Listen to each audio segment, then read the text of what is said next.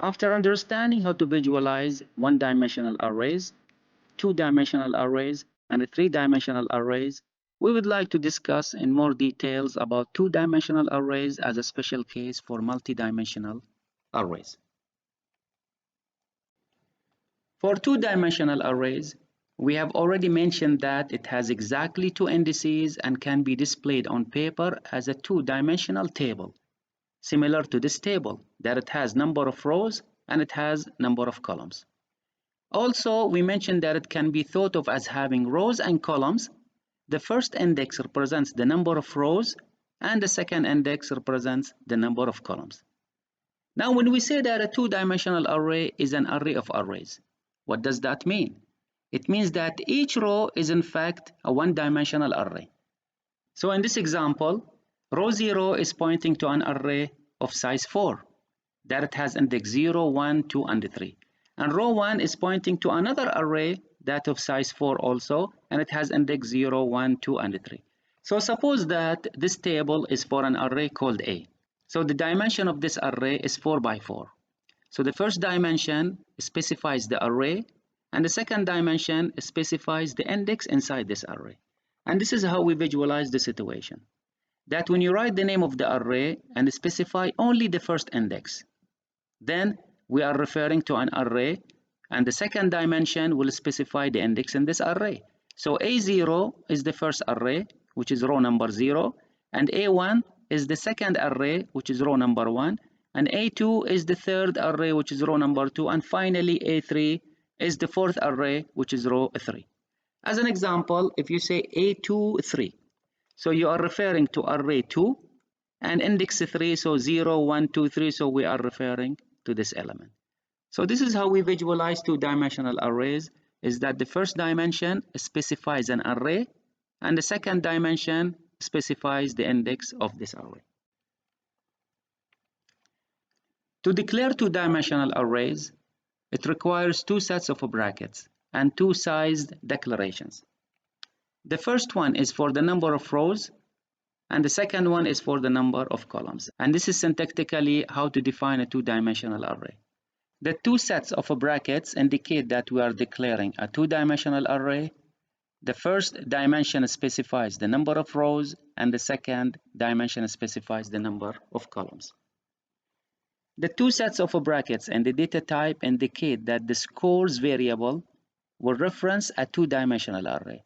As we mentioned before, that arrays were objects, and this is similar to two-dimensional arrays. When you declare an array of two-dimensional arrays, the name in fact is a reference to this two-dimensional arrays. And finally, notice that each size declarator is enclosed in its own set of brackets. This is not like other programming languages. They use only opening and closing brackets, and the dimensions between these brackets are separated by commas. So it's not allowed to say double, open, square bracket, 3, 4. You have to put the declarator, the size declarator, in its own set of brackets. So this is how to declare the two-dimensional arrays. The next question is how to access their elements. You know that for processing two-dimensional arrays, you need two subscripts. The first one is for the row number, and the second one is for the column number. When we say subscripts, it means indices. We have two dimensions, so the first dimension will represent the row number, and the second dimension represents the column number.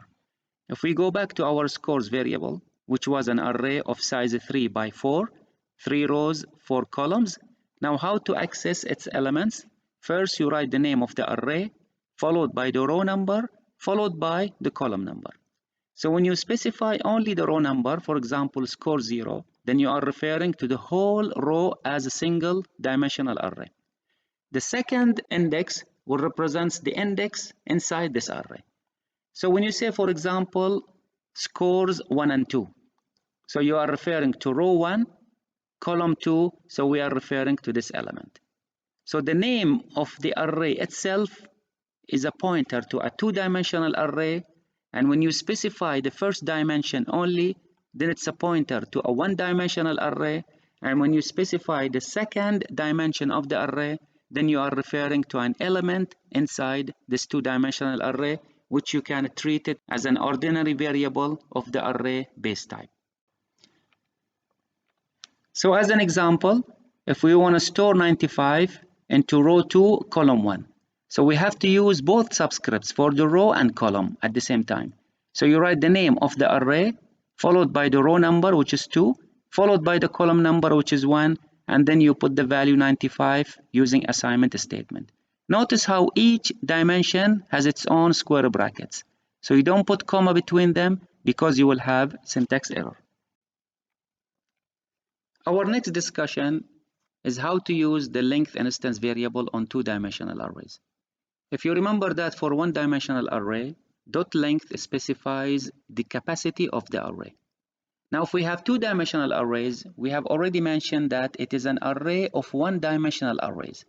So each row is in fact of one-dimensional arrays.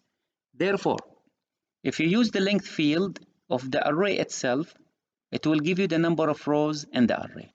And since each row is in fact a one-dimensional array, then each row has a length constant that will tell you how many columns in that row.